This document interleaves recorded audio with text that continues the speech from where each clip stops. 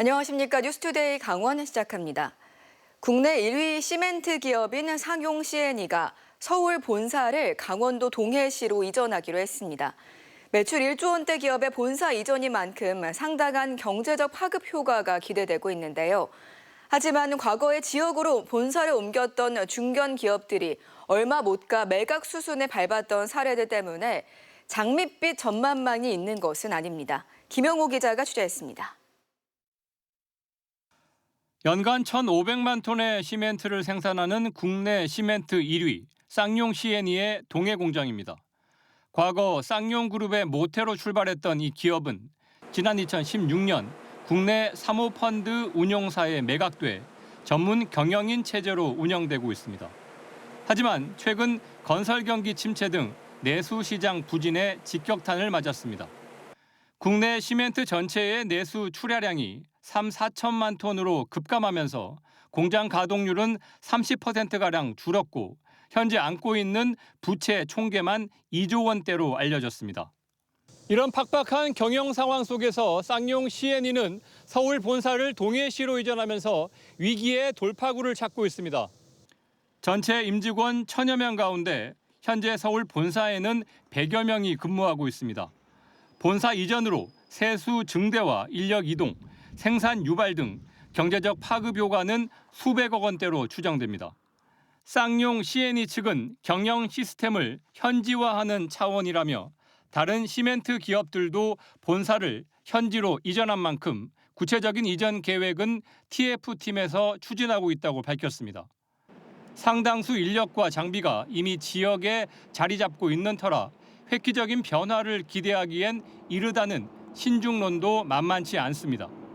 본사를 이전했던 과거 중견 기업들의 사례를 보면 향토 기업으로서의 지속 가능성이 관건입니다. 삼표시멘트의 전신인 동양시멘트는 지난 2011년 말 서울에서 삼척으로 본사를 이전하며 폐석회석 광산 부지에 화력발전소를 추진했습니다. 하지만 부도 사태까지 몰리며 결국 발전소 허가권을 매각해 회생했고 2015년 삼표그룹에 인수됐습니다. STX 전력 역시 북평 화력발전소를 건립하며 2013년 말 본사를 동해로 옮겼지만 이듬해 지금의 GS 동해전력에 매각했습니다. 쌍용 C&E가 본사 이전을 조건으로 지자체에 어떤 반대 급부를 요구할지도 관심사입니다. 본사 이전 관련해서 구체적으로 전달받은 바는 없으나 행정적으로 협력할 일이 있으면 잘 우리가 한번 준비해 보도록 하겠습니다.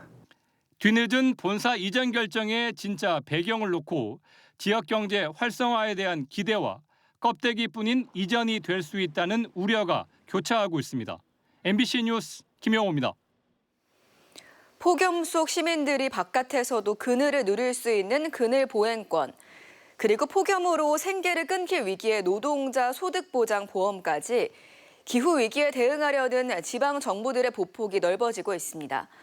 새로 제정된 기후위기 대응법은 기후위기 취약층 보호를 중앙, 지방 정부의 책무로 규정했습니다. 황구선 기자의 보도입니다. 뙤약볕이 그대로 내리쬐는 주택가 골목길에 나무 그늘과 의자가 생겼습니다. 그늘이 없던 서울 청계천에도 그늘막이 설치됐습니다. 시민들이 일상에서 그늘을 끊기지 않고 누릴 수 있는 권리로 서울시가 구상하는 그늘 보행권입니다. 서울시는 지역 온열 질환자 3분의 1은 길에서 발생했다며 주택가를 시작으로 2028년부터 보행도 4,000km 전역에 그늘을 조성한다고 선언했습니다. 우리가 이렇게 매일 오가는 길 위가 폭염에 가장 취약한 공간 중에 하나라는 점입니다. 폭염에 따라 작업이 중단되고 이럴 경우 생계에 큰 지장이 생기는 일용직 건설 노동자들을 대상으로 제주도는 전국 최초 건설 노동자 기후 보험을 도입했습니다. 폭염 경보가 발령돼 작업이 중지되면 일부 상실된 소득을 보장하는 제도입니다. 제주도는 폭염과 폭우, 태풍 등 기후위기에 가장 큰 영향을 받는 만큼 선제적 대응에 나섰습니다. 야외 노동자들한테 어떤 안전이나 그다음에 이로 인한 소득 단절을 없애기 위해서 이 보험을 시작했고요. 저희 제주도는 아무래도 모든 기후 위기의 최전선이라는 생각을 가지고 있기 때문에 기후위기에서 자유로울 수 없는 강원 역시 그늘 보행권이나 노동자 기후보험이 필요하다는 제안이 나옵니다. 지난해 강원 온열 질환자 172명 가운데 작업장과 길가, 주거지 주변에서 발생한 환자는 61명, 전체의 35%에 이릅니다. 지하철이 없고 시내버스도 배차 간격이 커 시민들의 야외 노출이 큰 강원에 더 시급한 제도라는 겁니다. 폭염도 장기간 보다 보니까 좀 이제 보조 보행기를 사용하거나 지팡이를 쓰시는 분들은 사실상 이동하실 때 우산이나 양산조차도 기본적으로 스스로 기후위기를 대응하실 수 없는 상황이라서 올 초 국회를 통과한 기후위기 대응 탄소중립 기본법에는 국가나 지자체가 기후위기 취약층 실태를 파악하고 피해 대비를 하는 의무를 신설했습니다. 각자 알아서 극복하는 걸로 여겨졌던 기후 대응이 지방정부의 책무가 된 겁니다.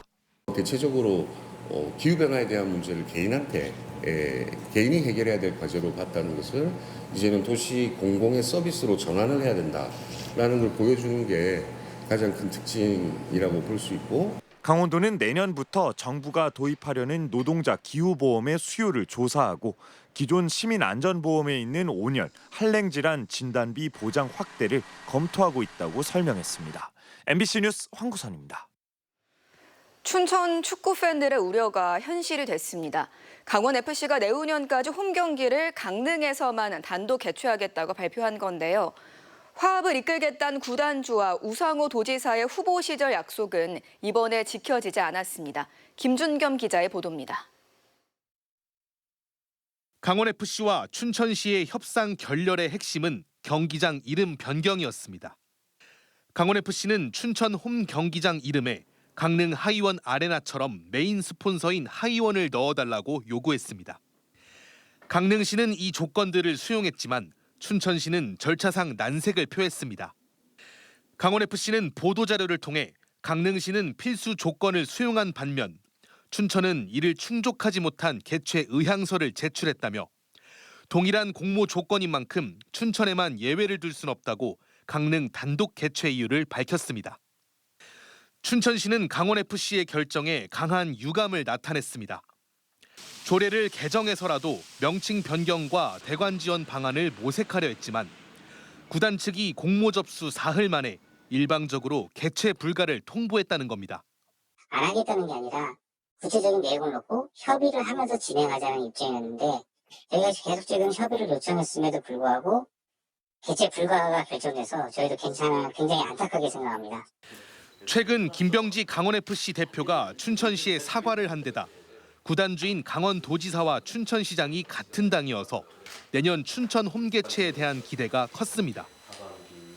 실제 구단주인 우상호 도지사는 후보 시절 홈 경기 순환 개최를 공약했었습니다. 제가 도지사가 되면 강원FC 지금은 강릉에서만 경기가 있거든요. 이것을 춘천, 강릉, 원주권에 이렇게 순환해서 경기가 이루어질 수 있도록. 하지만 결과적으로 내후년까지 춘천에서 홈 경기를 볼 수 없게 되면서 그에 따른 상실감은 오롯이 팬들의 몫이 됐습니다. 스포츠 경기에 정치가 관여됐다라는 인상을 되게 크게 받았던 게 가장 아쉬웠었어요. 강릉으로 경기를 보러 갔는데 홈 경기임에도 불구하고 원정 경기를 보러 가는 듯한 그런 느낌이었었어요. 구단과 지자체의 해묵은 갈등이 계속되면서 그 피해는 고스란히 축구 팬들에게 돌아가고 있습니다. MBC 뉴스 김준겸입니다. 강원도 교육청이 2017학년도 대학 수학 능력 시험 응시 원서를 9월 4일까지 재학 중이거나 출신 고등학교, 관할 시험지구 교육지원청에서 받습니다. 수시 모집 전형 원서 접수 기간은 2주 뒤인 9월 7일 주간 3일 이상입니다. 올해 수능은 11월 19일 목요일에 치러집니다. 한국교육과정평가원은 수험생들의 편의를 위해 9월 3일까지 수능 응시원서 온라인 사전 입력 시스템을 운영하기로 했습니다. 횡성 송호대와 상지대가 2017학년도 학자금 지원 제한대학으로 선정됐습니다. 송호대는 2026학년도에 이어 2017학년도에도 신입생에게 어떤 종류의 학자금도 지원할 수 없으며 상지대는 신입생의 국가장학금과 취업 후 상환 학자금 대출 등 일부가 제한됩니다. 이에 대해 상지대는 한국사학진흥재단의 임의 조정으로 경영위기대학으로 지정됐다며 행정소송 등 법적 대응에 나서는 한편 신입생에게 전액 교비로 장학금을 지급해 전혀 피해가 없도록 하고 신입생 1인당 최대 100만 원의 특별 장학금도 추가로 지급하겠다고 밝혔습니다. 속초 관광수산시장에서 시행 중인 시간제 차 없는 거리 제도가 성과를 내고 있는 것으로 나타났습니다. 속초시가 지난달 20일부터 시행한 차 없는 거리 운영 시간대 차량 통행은 하루 평균 4.8대에서 0.5대로 89% 줄었고 시행 이후 보행자 교통사고는 단 한 건도 없었습니다. 시행 초기에는 상인들의 반발도 있었지만 지금은 통제 시간에 피해 물건을 싣고 내리는 등 제도가 자리를 잡아가고 있습니다. 속초시는 차량 통제를 자동화하는 스마트 볼라드도 도입할 계획입니다.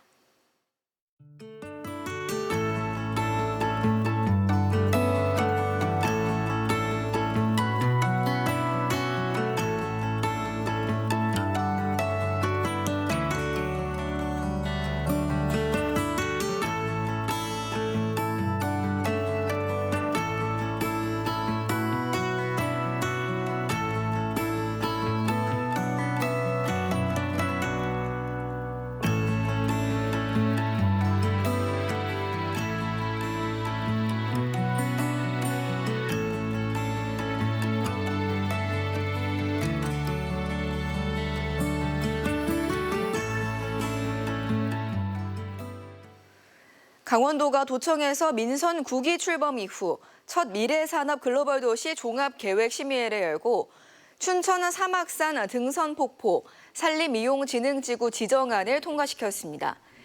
이에 따라 춘천시는 사막산 관광지 주변의 노후시설을 정비하고 등산로를 중심으로 미디어 파사드 등 조경시설과 주차시설을 확충합니다. 강원도는 청정 산림자원을 보존하면서 지역 경제에 활력을 더하는 산림 특례 활용 모델이 될 것으로 기대하고 있습니다. 양양군이 2026년 제2회 추가 경정 예산을 4,779억 원 규모로 편성해 양양군 의회에 제출했습니다.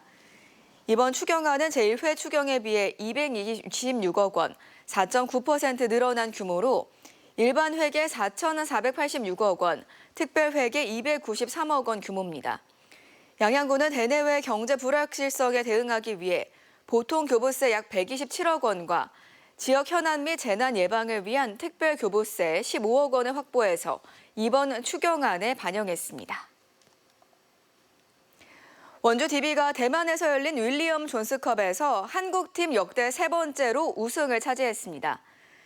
원주 DB는 그제 대만 신장체육관에서 열린 미국과의 결승전에서 해먼즈와 강상재 등 주전 선수 4명이 두 자릿수 득점을 올렸고 15개의 3점 슛을 성공하는 등 압도적인 공격력을 선보이며 98대 78, 20점 차 대승을 거뒀습니다. DB는 구단 역사상 처음으로 존스컵 우승을 일궈냈으며 해먼즈는 대회 MVP로 선정됐습니다.